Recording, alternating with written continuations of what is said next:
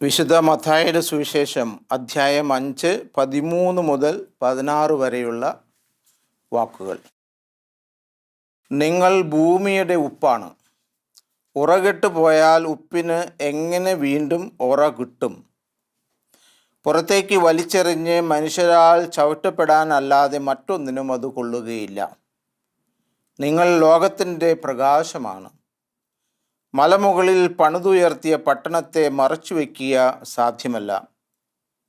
വിളക്ക് കൊളുത്തി ആരും പറയുടെ കീഴിൽ വയ്ക്കാറില്ല, പീഠത്തിന്മേലാണ് വയ്ക്കുക. അപ്പോൾ അത് ഭവനത്തിലുള്ള എല്ലാവർക്കും പ്രകാശം നൽകുന്നു. അപ്രകാരം മനുഷ്യർ നിങ്ങളുടെ സൽപ്രവൃത്തികൾ കണ്ട് സ്വർഗസ്ഥനായ നിങ്ങളുടെ പിതാവിനെ മഹത്വപ്പെടുത്തേണ്ടതിന് നിങ്ങളുടെ വെളിച്ചം അവരുടെ മുമ്പിൽ പ്രകാശിക്കട്ടെ. മിശിഹായിൽ പ്രിയ സഹോദരി സഹോദരന്മാരെ, ഉപ്പ് നമുക്ക് ഏറ്റവും പ്രാധാന്യമുള്ള ഒരു വസ്തുവാണ്. അധികം വിലയൊന്നുമില്ല, പക്ഷെ അത് ഏറ്റവും പ്രധാനപ്പെട്ടതാണ്.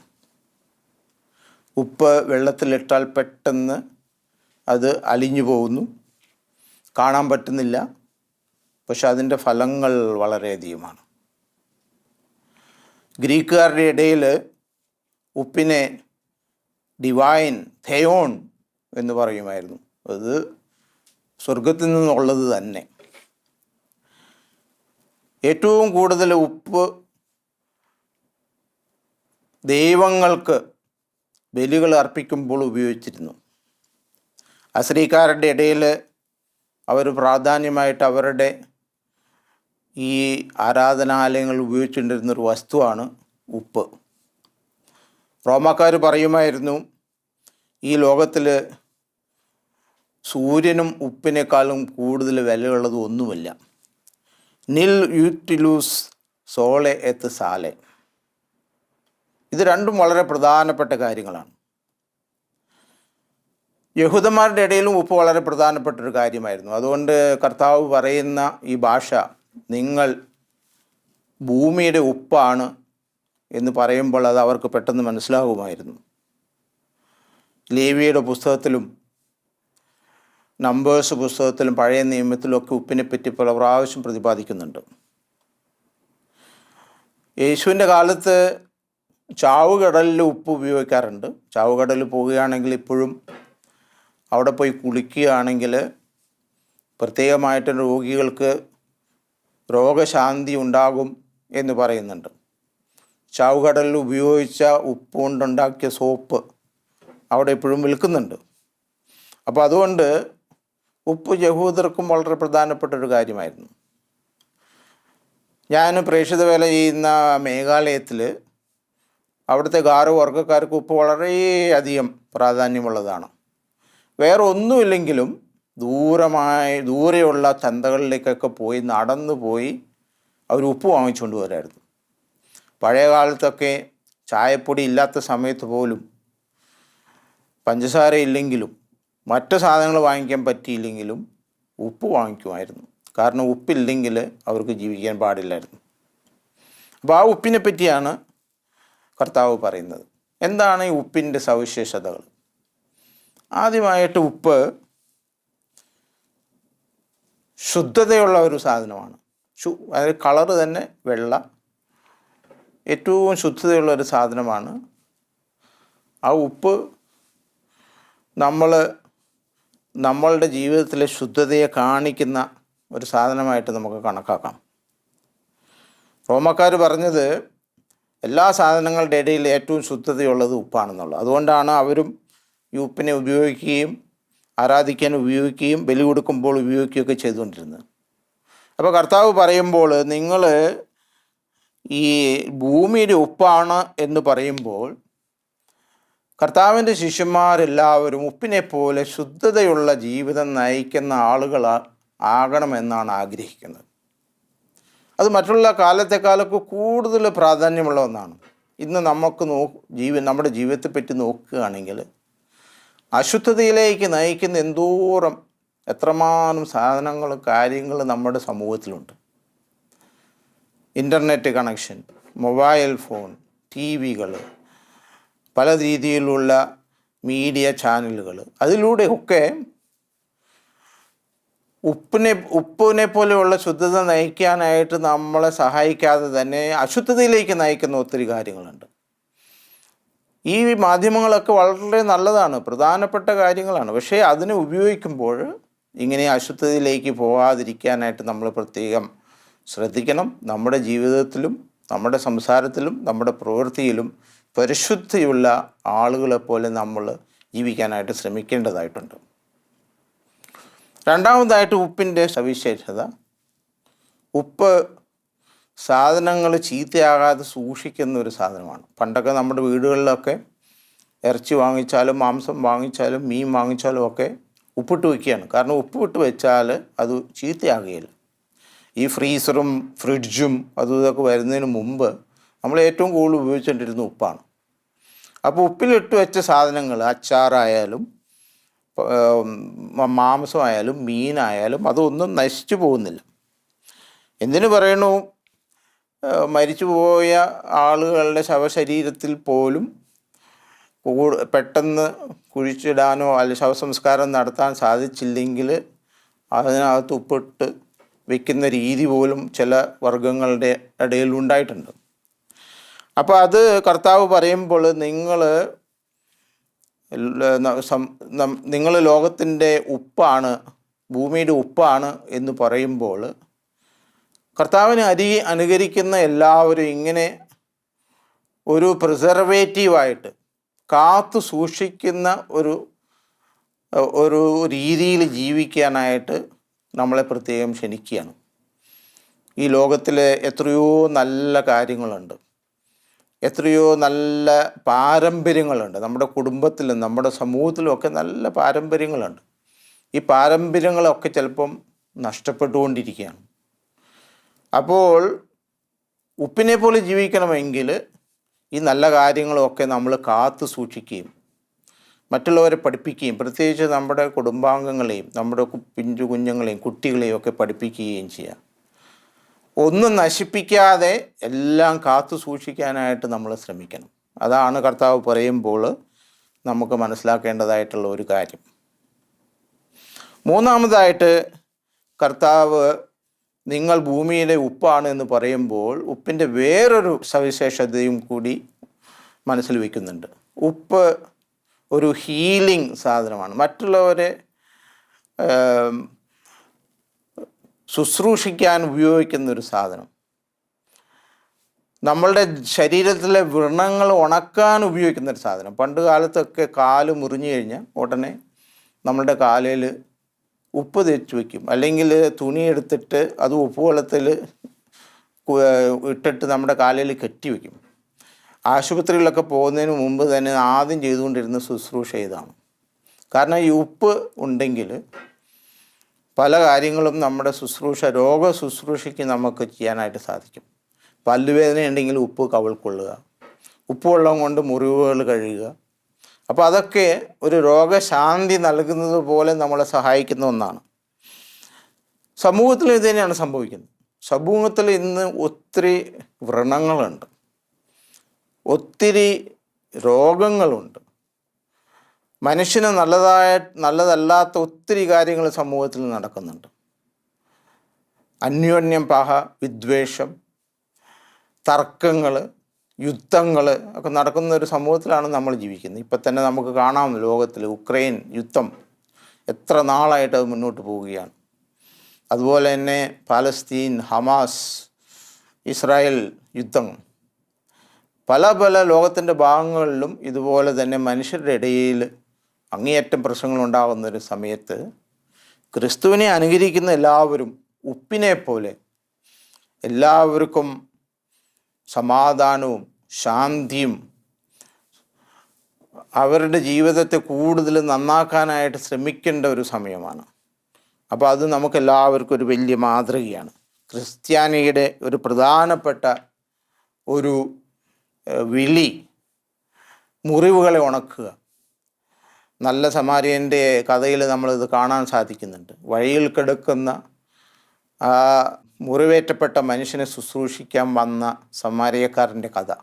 അതാണ് ഇന്ന് സമൂഹത്തിലും ഏറ്റവും അത്യാവശ്യമായിട്ട് നമുക്ക് വേണ്ടത്. വേറൊരു സവിശേഷത, ഉപ്പ് സ്വാദ് കൂട്ടുന്നുണ്ട്. ഉപ്പ് ഇല്ലെങ്കിൽ നമ്മുടെ പാചകത്തിന് സ്വാദില്ല, കറികൾക്കൊന്നും ഒരു ടേസ്റ്റ് ഇല്ലെന്ന് നമുക്കറിയാവുന്നതാണ്. ഉപ്പ് കൂടിയാൽ നല്ലതല്ല, ഉപ്പ് കുറഞ്ഞാലും നല്ലതല്ല. പാകത്തിന് ഉപ്പ് ചേർത്താൽ മാത്രമേ നമുക്ക് സ്വാദോടുകൂടി ഭക്ഷിക്കാൻ സാധിക്കുകയുള്ളൂ. നമ്മുടെ പല കറികളും നമ്മുടെ ഭക്ഷണ സാധനങ്ങളിലും എല്ലാത്തിലും ഉപ്പ് നമ്മൾ ചേർക്കുകയാണ്. അതുപോലെ തന്നെയാണ് നമ്മുടെ എല്ലാവരുടെയും ജീവിതം. നമ്മൾ ഈ ലോകത്തിൽ ജീവിക്കുന്ന മറ്റുള്ളവരുടെ ജീവിതത്തിൽ സ്വാദ് കൂട്ടാനായിട്ട് ശ്രമിക്കണം. അവരുടെ ജീവിതം നശിപ്പിക്കാനല്ല, അവരുടെ സ്വാദ് നശിപ്പിക്കാനല്ല, അവരുടെ ജീവിതത്തിൽ കൂടുതൽ മാധുര്യം കൊടുക്കാനായിട്ട്, അവരുടെ ജീവിതം കൂടുതൽ അർത്ഥവത്താക്കാനായിട്ട് ശ്രമിക്കുകയാണ്. അപ്പോൾ കർത്താവ് പറയുമ്പോൾ നിങ്ങൾ ഭൂമിയുടെ ഉപ്പാണ് എന്ന് പറയുമ്പോൾ ഈ ഒരു കാര്യം കൂടി നമ്മൾ ഓർക്കേണ്ടതായിട്ടുണ്ട്. നമ്മളുടെ ജീവിതത്തിൽ നിന്ന് മറ്റുള്ളവർക്ക് യാതൊരു നഷ്ടവും യാതൊരു ബുദ്ധിമുട്ടുകളും ഉണ്ടാകാതിരിക്കാനായിട്ട് നമുക്ക് ശ്രമിക്കണം.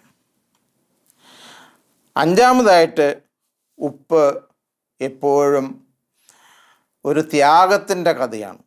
ഉപ്പ് വെള്ളത്തിൽ ഇട്ട് കഴിഞ്ഞ ഉടനെ തന്നെ അലിഞ്ഞു പോകുന്നു.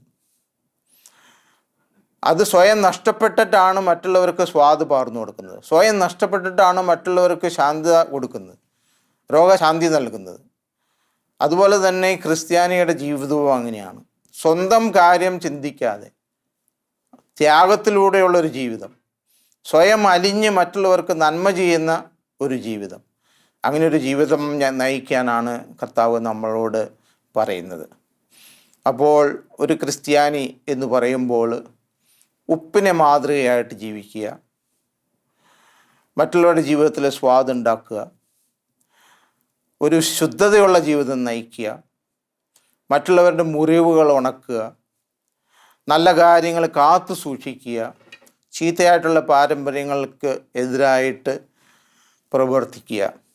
അപ്പോൾ അങ്ങനെയൊക്കെ ജീവിക്കുമ്പോൾ നമ്മുടെ ജീവിതം അർത്ഥവത്താണ്.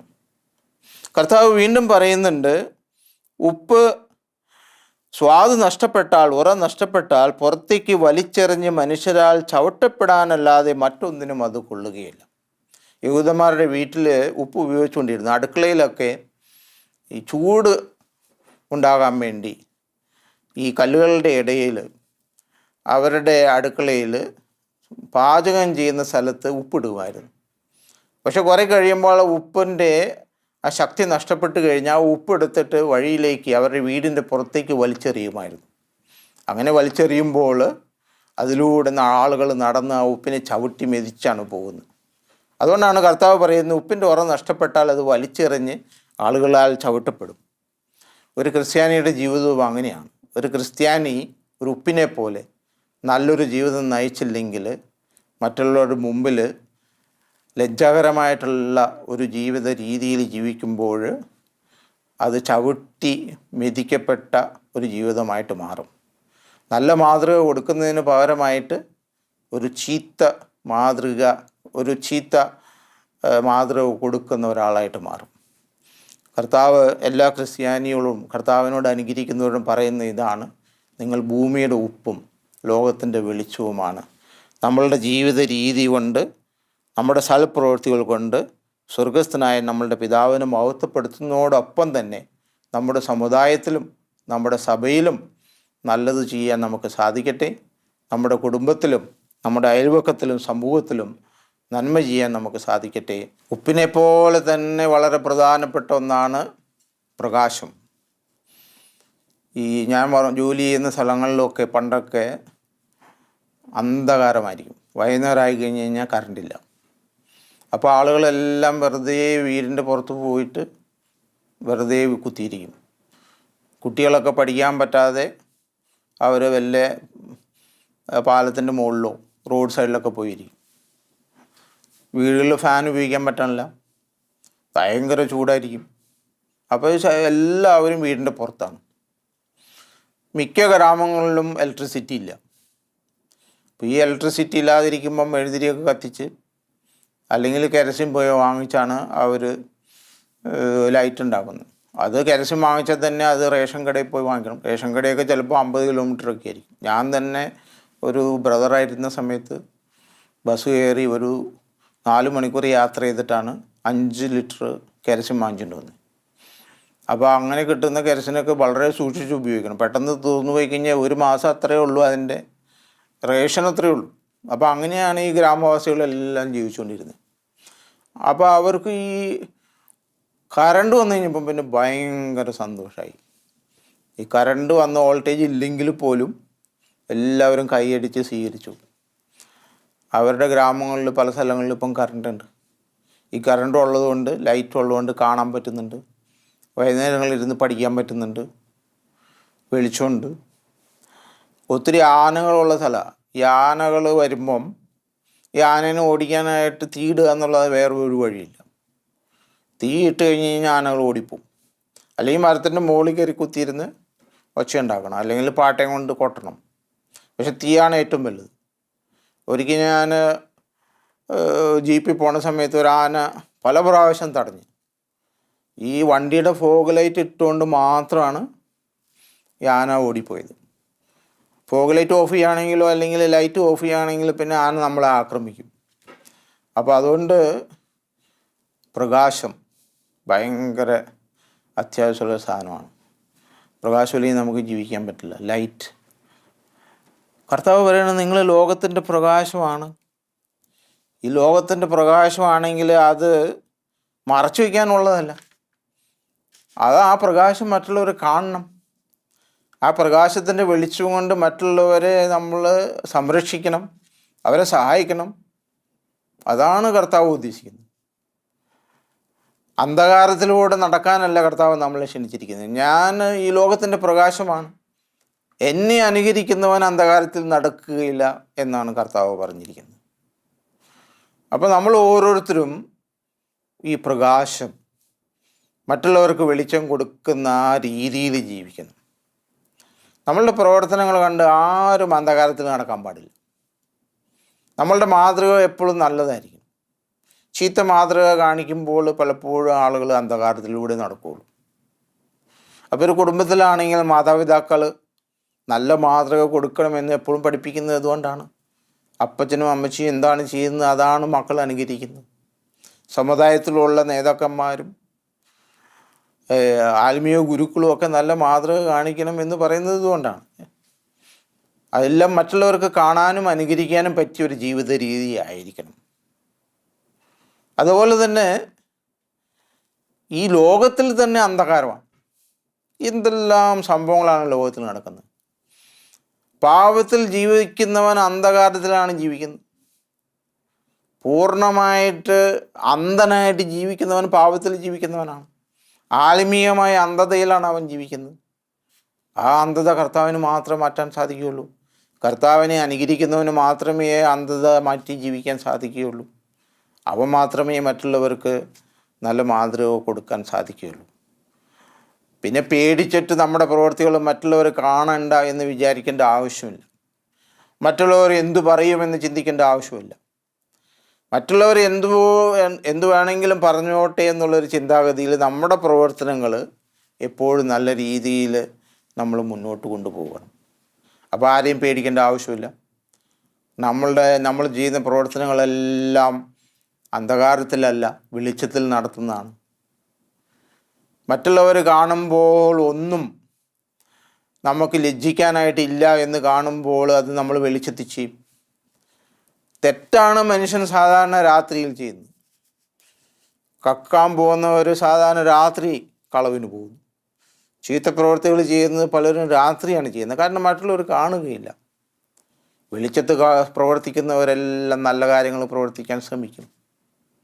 അപ്പോൾ അങ്ങനെയുള്ളൊരു ജീവിതം നയിക്കാനാണ് ക്രിസ്തു നമ്മളെ ആഹ്വാനം ചെയ്യുന്നത്. നിങ്ങൾ ഈ ലോകത്തിൻ്റെ പ്രകാശമാണ്. മലമുകളിൽ പണിതുയർത്തിയ പട്ടണത്തെ മറച്ചു വയ്ക്കുക സാധ്യമല്ല. നമ്മളുടെ ജീവിതം പ്രകാശമുള്ളതാണെങ്കിൽ അതിനെ നമുക്ക് ഒളിച്ചു വയ്ക്കാൻ സാധിക്കുകയില്ല. അത് നമ്മൾ കാണിച്ചാലും കാണിച്ചില്ലെങ്കിലും മറ്റുള്ളവർ നമ്മളെ കാണും. അത് ആ ഭവനത്തിലുള്ള എല്ലാവർക്കും പ്രകാശം നൽകുന്നു. അതുപോലെ തന്നെ ഭവനത്തിൽ മാത്രമല്ല, ആ ഗ്രാമത്തിലും ആ സമൂഹത്തിലും പ്രകാശം നൽകും. പ്രിയമുള്ളവരെ, അങ്ങനെ ഒരു ജീവിതം നയിക്കാനായിട്ട് നമുക്ക് ശ്രമിക്കാം. അപ്പോൾ ഉപ്പ്, പ്രകാശം. ഉപ്പിനെ പോലെ, പ്രകാശത്തെ പോലെ നല്ല ക്രിസ്ത്യാനികളായിട്ട് ജീവിക്കാൻ നമുക്ക് സാധിക്കട്ടെ. സർവശക്തനായ ദൈവം നമ്മെ എല്ലാവരെയും അനുഗ്രഹിക്കട്ടെ. ശരി.